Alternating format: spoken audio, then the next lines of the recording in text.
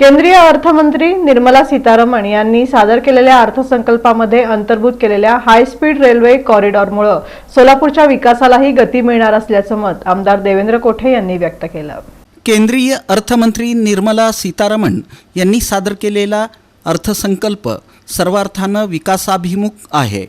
या अर्थसंकल्पामध्ये अंतर्भूत केलेला मुंबई पुणे आणि पुणे हैदराबाद या हायस्पीड रेल्वे कॉरिडॉरमुळे सोलापूरच्या विकासालाही मोठी गती मिळणार आहे। सोलापुरात IT पार्कची उभारणी होत असताना पंतप्रधान नरेंद्र मोदी यांच्या नेतृत्वाखालील NDA सरकारनं सोलापूरला दिलेला हा बूस्टर डोस सोलापूरच्या प्रगतीत सिंहाचा वाटा उचलणार आहे।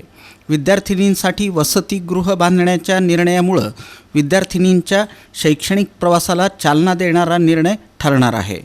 केंद्र सरकारच्या वस्त्रोद्योगाच्या पाठीशी भक्कमपणे उभा असल्याचा प्रत्यय या अर्थसंकल्पातून येत आहे। या अर्थसंकल्पामुळे हँडलूम खादी हातमाग व्यवसायाला दिलासा मिळाला आहे।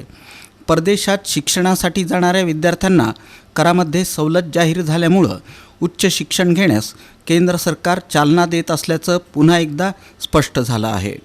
कोणतीही करवाढ नसलेला हा अर्थसंकल्प सर्वसामान्यांना दिलासा देणारा आहे। एकूणच विकसित भारताची पायाभरणी करणारा हा अर्थसंकल्प आहे, असं मत आमदार देवेंद्र कोठे यांनी व्यक्त केलं।